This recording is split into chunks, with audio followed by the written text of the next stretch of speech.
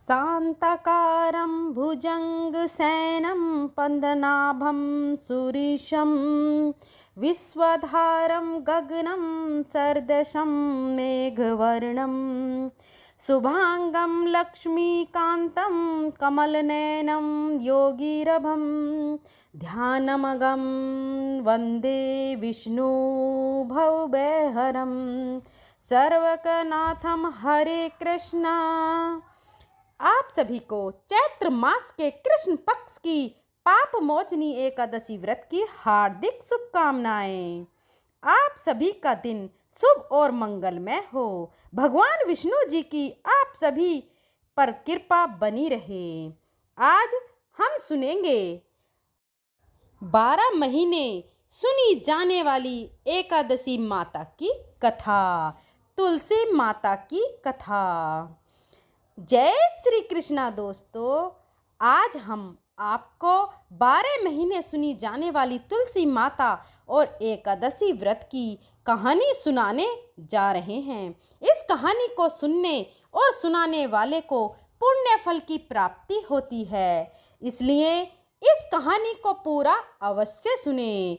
कभी भी आधा अधूरा ना छोड़ें, वरना इससे पाप के भागीदार आप हो सकते हैं। इसलिए कहानी को पूरा जरूर सुने और कमेंट बॉक्स में जय तुलसी माता, जय एकादशी माता, जय विष्णु भगवान लिखकर जरूर जाएं। बोलो तुलसी माता की जय, विष्णु भगवान की जय। एक गांव में एक बुढ़िया माई अपने बेटे और बहू के साथ रहती थी। बुढ़िया माई का नाम सुखवती था। बुढ़िया माई के एक पोते और पोती भी थे।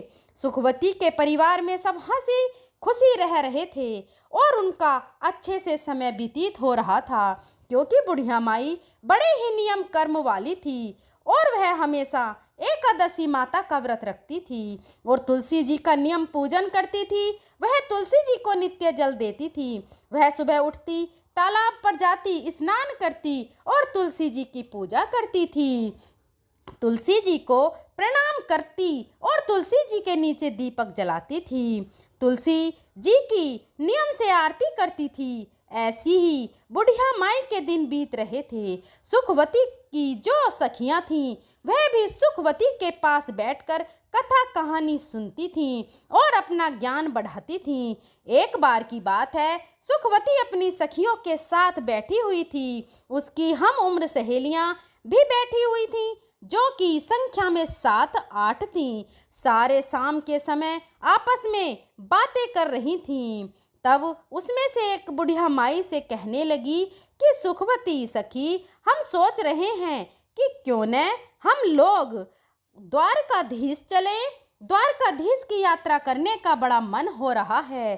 तो उनमें जितनी भी औरतें बैठी थीं, जो कि सुखवती की सखी थीं, सब कहने लगी, अरे यह तो बहुत अच्छी बात है, हमें अपने जीवन में द्वारकाधीश के दर्शन जरूर करने चाहिए। इसलिए चलो अब की बार हम सभी द्वारकाधीश चलते हैं। जब सब सखियां पूछने लगी कि बुढ़िया माई, तुम भी बताओ, क्या तुम चलोगी द्वारकाधीश? उन सखियों में कुछ कम उम्र की भी थीं, जो बुढ़िया को माई कहकर बुलाती थीं। बुढ़िया माई का द्वारकाधीश की यात्रा करने का बड़ा मन था। इसलिए बुढ़िया माई कहने लगी, सखियों, पहले मैं अपने बेटे से पूछूंगी और तब मैं आप लोगों को बताऊंगी। बुढ़िया माई घर आ गई। बुढ़िया माई का जो बेटा था, वह अपना नौकरी करता था। जब वह शाम को घर आया तो बुढ़िया माई के जो पोते पोतियां थे, वे बुढ़िया माई के लिए खाना लेकर गए।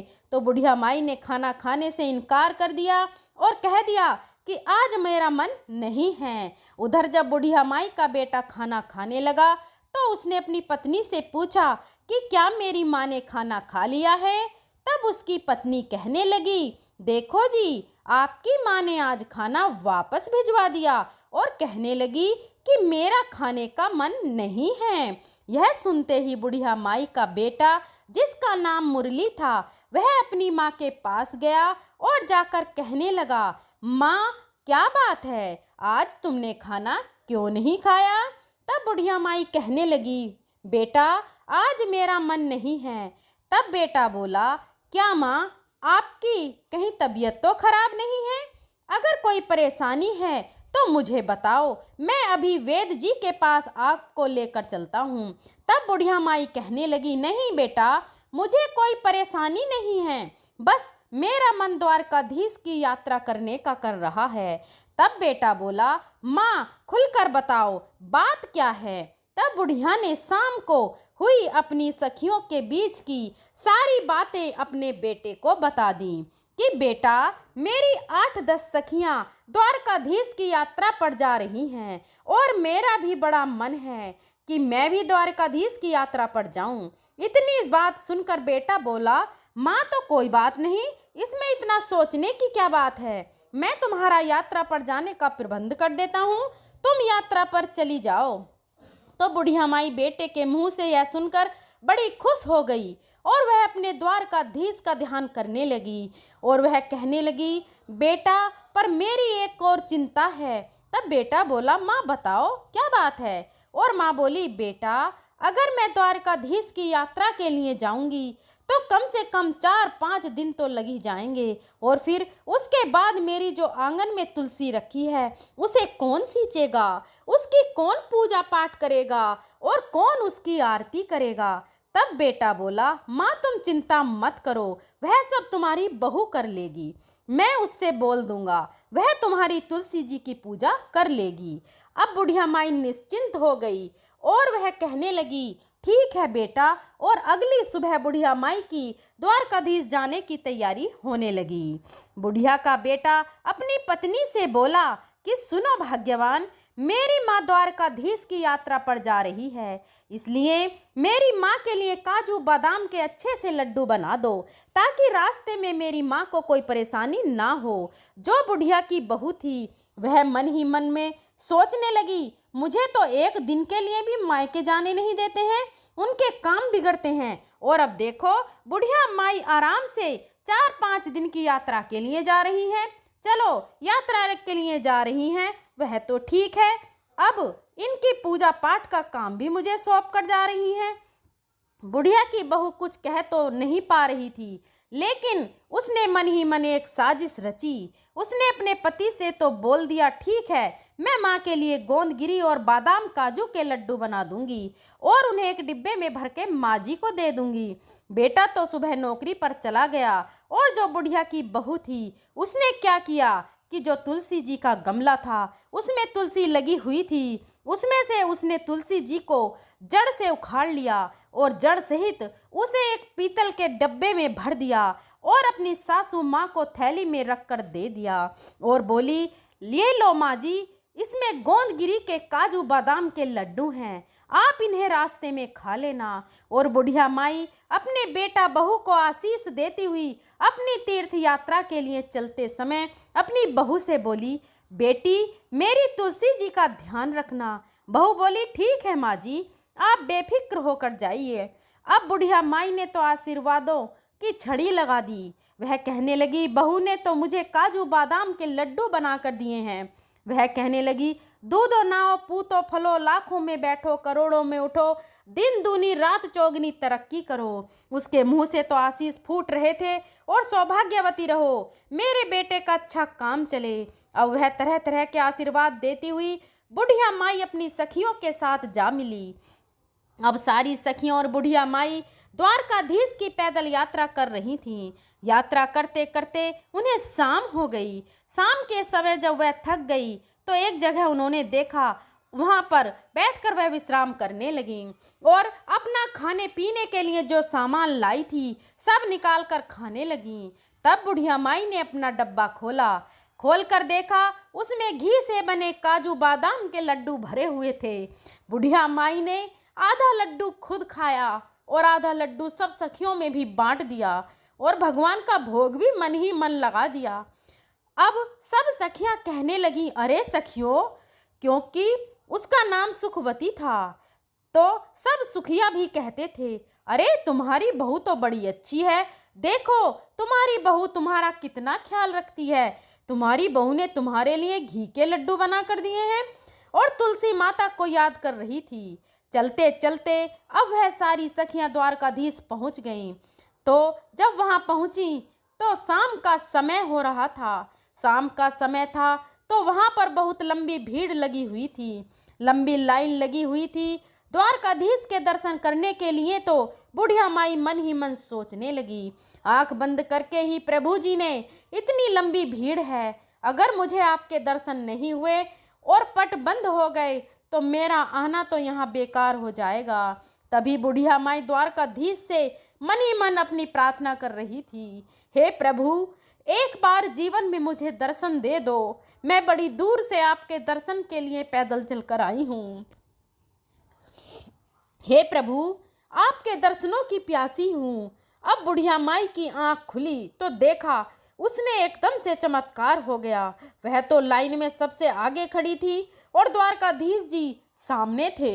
बुढ़िया माई की तो हैरानी का ठिकाना नहीं रहा, कहाँ तो वह सबसे पीछे थी और कहाँ वह लाइन में सबसे आगे आ गई। पंडित जी सबका प्रसाद चढ़ा रहे थे। मैंने अपना डब्बा खोलकर देखा तो उसमें एक लड्डू और एक तुलसी जी की पत्ती रखी हुई थी।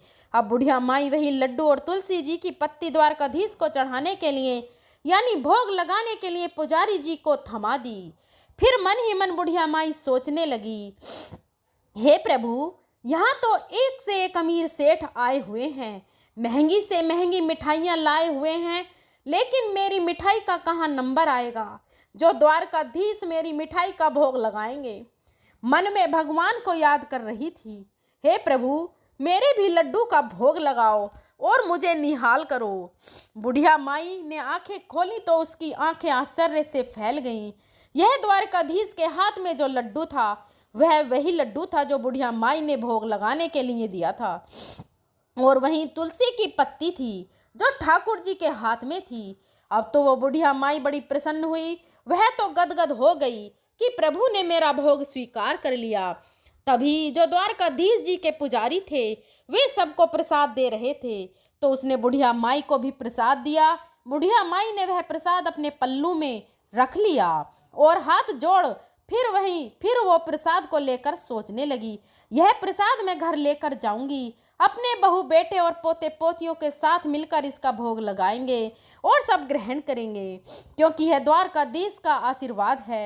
यह सोचकर उसने उस पीतल के डिब्बे में जो भोग था, जो पुजारी जी ने प्रसाद दिया था, उस प्रसाद को बुढ़िया माई ने रख लिया और बाहर आ गई। बाहर आई तो काफ़ी देर तक अपनी सखियों का इंतजार करने लगी। जो काफ़ी देर बाद उसकी सखियां आईं तो कहने लगी, अरे बड़ी घबराहट हो रही है, बड़ी भीड़ थी, हमें तो सही से दर्शन भी नहीं हुए। द्वारकाधीश के इतना चलकर आए हैं, इतनी धक्का मुक्की है, लेकिन वहाँ हमें दर्शन नहीं हुए। कोई कहती, अरे मुझे तो थोड़ा थोड़ा से हुए थे, बड़ी भीड़ है। सब अपनी परेशानियां गिना रहे थे और बुढ़िया माई मन ही मन मुस्कुरा रही थी। वह कहने लगी कि मुझे तो द्वारकाधीश के बहुत अच्छे से दर्शन हुए हैं और मेरा तो भगवान ने प्रसाद भी ग्रहण किया है। इस तरीके से अब सारी सखियां अपने द्वारकाधीश की यात्रा करके अपने गांव के लिए वापस चल दी। घर पहुंचने पर बुढ़िया माई ने अपने बेटे बहू को आवाज़ लगाई। बेटा अंदर से आया और माँ के पैर छुए। बेटा को माँ ने बहुत ही आशीर्वादों की छड़ी लगा दी। जुग जुग जियो मेरे लाल, मेरी यात्रा बड़ी सफल रही। फिर कहने लगी, अरे बेटा बहू दिखाई नहीं दे रही है, क्योंकि बेटा हाथ में पानी का गिलास लेकर खड़ा था कि माँ लो पानी पियो और आराम से बैठ कर जाओ। पानी का गिलास जब बेटा लेकर खड़ा था तो बुढ़िया माई पूछने लगी, बेटा बहू कहाँ गई है? तब बेटा बोला, माँ मैंने उसे घर से निकाल दिया। माँ कहने लगी, बेटा यह तूने क्या अनर्थ कर दिया? मेरे जाने के बाद मैं जो 4-5 दिन की यात्रा पर गई और तूने पीछे से बहू को घर से निकाल दिया। ऐसा क्या हुआ जो तूने मेरी बहू को निकाल दिया? मेरी बहू तो बड़ी गुनी है। तब वह बेटा कहने लगा, माँ जो तेरी बहू है उसने तेरे साथ बड़ा छल किया। मैंने उसे गोंद और बादाम काजू के लड्डू बनाने के लिए बोला था कि मेरी माँ यात्रा पर जा रही है, और उसने आंगन में लगी तुलसी को उखाड़कर उसकी जड़ समेत उस पीतल के डब्बे में भरकर तुम्हें दे दिया। अब बुढ़िया माई कहने लगी, अरे बेटा मैंने तो डब्बा खोलकर देखा था, उसमें तो काजू बादाम के ही लड्डू थे और मैं भी खाई और अपनी सखियों को भी खिलाई। तब वह कहने लगा, नहीं माँ, उसने तो यह साजिश रची थी। जब मैंने तुलसी जी की पूजा के लिए बोला तो आंगन में तुलसी नहीं थी। तब मैंने उससे पूछा तो उसने मुझे सारी बात बताई कि उसने जो जलन में आकर, क्योंकि माँ तो यात्रा के लिए जा रही है और मुझे मायके भी नहीं भेजते हैं, इसलिए उसने तुलसी जी को उखाड़कर आपके डिब्बे में भर दिया। अब बुढ़िया माई कहने लगी, बेटा कोई बात नहीं, बहू ने ऐसा किया है, चलो उसकी गलती, लेकिन उसी के कारण तो मुझे द्वारकाधीश के दर्शन हुए। मेरे साथ तो बेटा इतने चमत्कार हुए हैं कि मैं क्या गुणगान करूं। मैं तो भीड़ में सबसे पीछे खड़ी थी, तभी द्वारकाधीश की कृपा से भीड़ में सबसे आगे हो गई।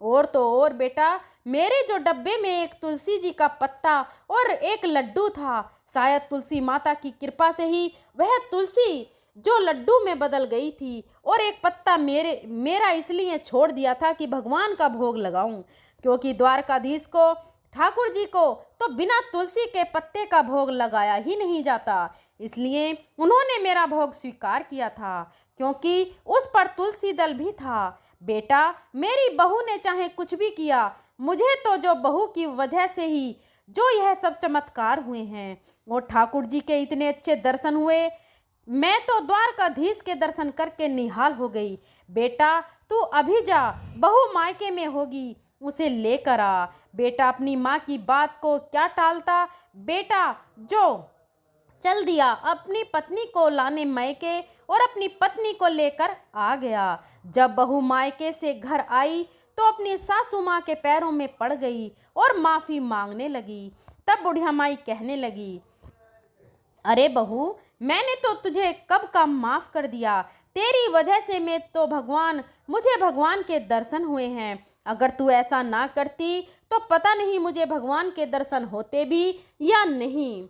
मैंने तुझे माफ़ कर दिया, लेकिन हाँ, अगर तुझे माफ़ी मांगनी है तो एकादशी माता और तुलसी माता से मांगो। आप बहू ने तुलसी माता से माफ़ी मांग ली और फिर उनको याद आया, अरे मैं तो द्वारकाधीश से तुम्हारे लिए प्रसाद लेकर आई थी, याद भी कहाँ है। बच्चे आए थे खेलते हुए, कहने लगे दादी माँ आ गई, दादी माँ आ गई, दादी माँ आप यात्रा पर गई थी तो हमारे लिए क्या लेकर आई। दादी माँ बोली, अरे बच्चों, मैं सबके लिए वहाँ से द्वारकाधीश का प्रसाद लाई हूँ, सब थोड़ा थोड़ा मिलकर बांटकर खाएंगे।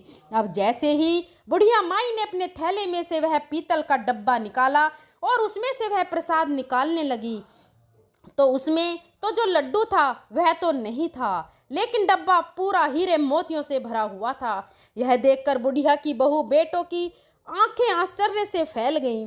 वह कहने लगी, बेटा इसमें तो मैंने लड्डू रखा था, पता नहीं कहाँ से इसमें इतना सारा हीरा मोती और सोना चांदी आ गया है। तब बेटा बहू कहने लगे, माँ यह सब एकादशी और तुलसी माता की कृपा के कारण हुआ है। आपकी यात्रा सच्ची थी, आपकी भक्ति सच्ची है, इसलिए उन्होंने आपको एकादशी और तुलसी माता की पूजा का फल दिया है। अब तो बहू बेटा माँ के कदमों में पड़ गए। माँ बोली, बेटा मुझे छोड़ तुलसी माता के कदमों में पड़ो, आओ। तो बहू और बेटा ने तुलसी माता से माफ़ी मांगी, ठाकुर जी से माफ़ी मांगी कि अनजाने में हमसे भूल हो गई, माफ़ कर दो। अब तो बहू बेटा भी अपनी माँ की तरह एकादशी व्रत रखने लगे और तुलसी जी को सींचने लगे, तुलसी जी की पूजा करने लगे। इसी तरह से अब उनके खुशी खुशी दिन बीतने लगे। अब बुढ़िया माई के पास इतना धन हो गया था तो उसने गांव में कई काम कराए, गरीबों की लड़कियों के विवाह करवाए। जैसे भी गांव में किसी गरीब को देखती जिसके बस में बेटी का विवाह करना नहीं था, उसने उसी धन को बेटियों के विवाह में, कुएं बावड़ी बनवाने में और बच्चों के स्कूल और अस्पताल बनवाने में लगाने लगी। जितना बुढ़िया माई इस धन को लगाती उतना ही बुढ़िया माई के घर में और धन बढ़ता जाता। बुढ़िया माई जब तक जीवित रही उसने तुलसी माँ की कभी भी पूजा नहीं छोड़ी, जीते जी एकादशी व्रत नहीं छोड़े, हमेशा वह एकादशी व्रत किया करती, तुलसी सींचती। बुढ़िया माई बचपन से ही तुलसी जी की पूजा करती आई थी और मरने के बाद भी तुलसी माता और एकादशी की माता की कृपा से बुढ़िया माई को मोक्ष की प्राप्ति हुई। बहू बेटा के भी अच्छे दिन थे, वह भी अपनी बहू बेटों के साथ खुशी खुशी थे। उनके बच्चों के विवाह हो गए, उनके साथ सुखी जीवन बीताने लगे।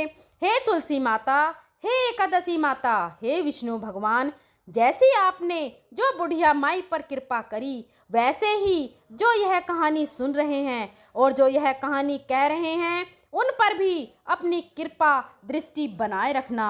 अब बोलो तुलसी माता की जय, बोलो एकादशी माता की जय, बोलो विष्णु भगवान की जय।